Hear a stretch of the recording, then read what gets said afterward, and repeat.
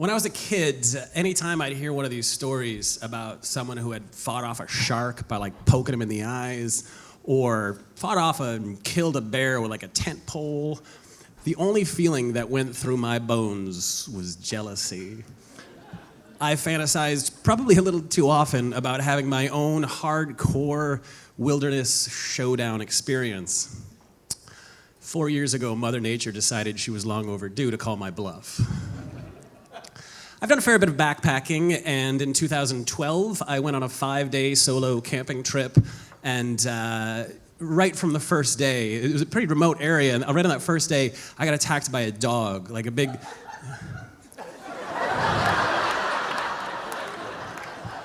And it was a big dog. It was like it's not like I sucker. It was Snoopy. It was like a big Caucasian shepherd who leapt up at me, and I was only able to get him off my leg by hitting him in the head with a big rock.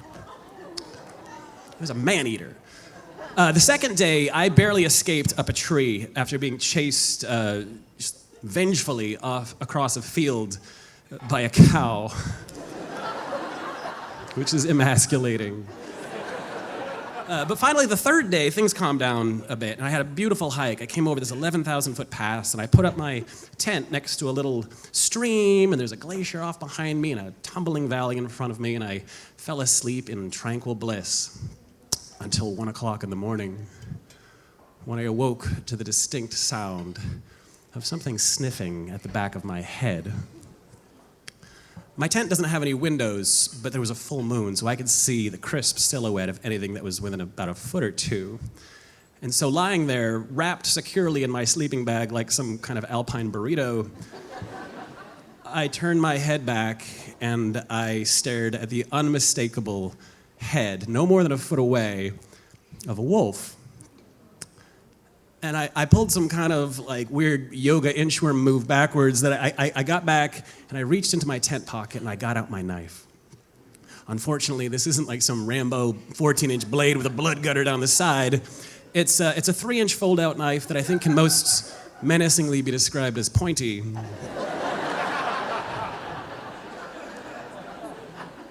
The wolf didn't take much notice. He was nonplussed. He sniffed around and then he left.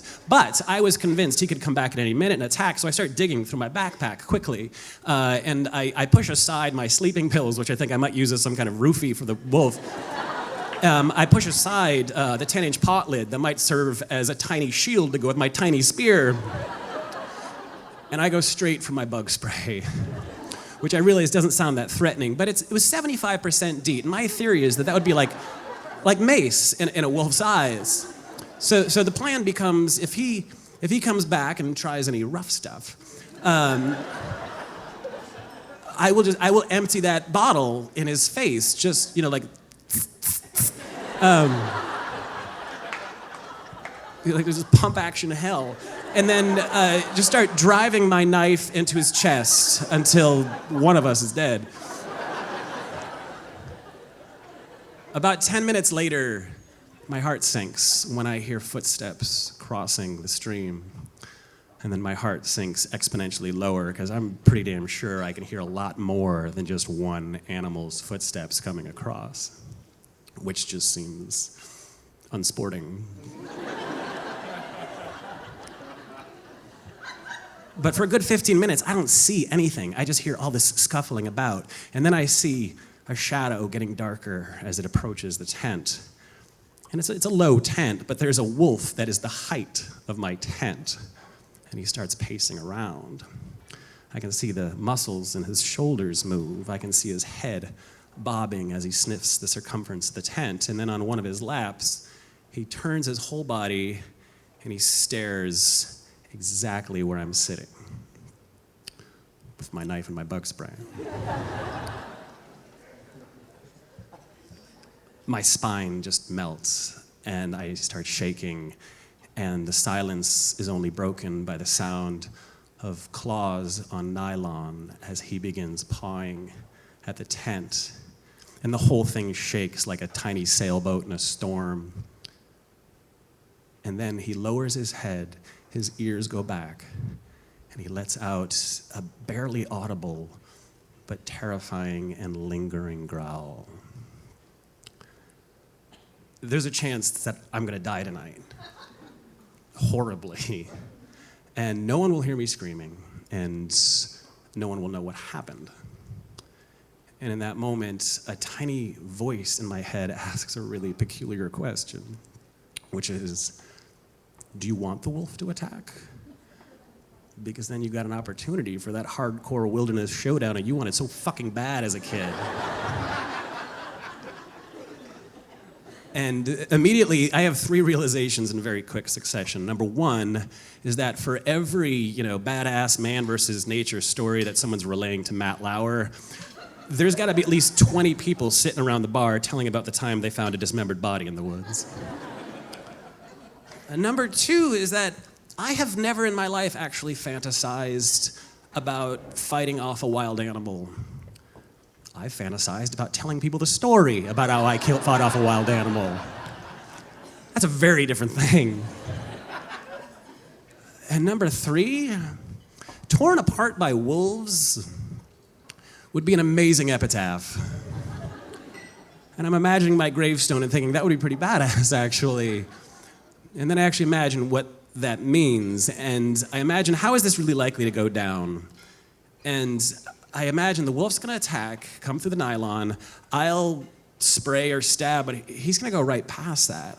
And I imagine what it's gonna feel like when those jaws lock on my throat and I feel and I hear my spine crunch and my throat is punctured, and as I try to get in any oxygen or grab at his head, all I can taste and inhale is blood as a pack of wolves then tear me apart. I was waiting for you to laugh. But as that's going through my head, I then think, no, I don't want the wolf to attack. And I'm trying to send the wolf now telepathic vibes saying that, like, man, hey, I respect you. I donate to the Sierra Club.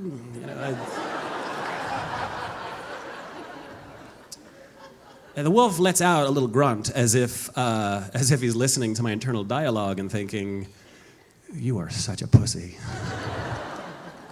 But whatever he's thinking, he stands down. He walks around the tent a couple times. He lies down against the front of it. He goes to fucking sleep. Which isn't a whole lot better. So I'm staring at him, waiting for him to make his move, or waiting for his pack to come at me like velociraptors from the side. And I stare at him, shaking, and my hands are sweating, and I can't hold the knife or the bug spray for an hour until the moon goes down, and there's nothing but total blackness. And the only things I can see are whatever I can imagine. And what I'm imagining is that any moment, there's gonna be razor-sharp teeth and claws coming out of nowhere. And every moment, that's what I'm imagining happening for 3 hours. Until my adrenaline burns up, and I just pass out. And when I wake up a couple hours later, I'm startled and I look around, but the sun is out, birds are singing, it's like a dream. I go outside and there's some matted grass, but that's about it. So I haul all my shit together in one fell motion. I hike 8 hours down to the closest road down a side trail. I hitch a ride to the nearest town and I get a cheap motel room, lock the door behind me, and I look under the bed. Because you don't know, the wolf, In my defense, the wolf is a cunning predator. But that night, finally, I have a safe, secure place to get some rest. And I close my eyes, and all I see is being like teleported back to that tent. And it's that shadowy head just watching me. And all I hear is an almost imperceptible, lingering, and terrifying growl. Thank you.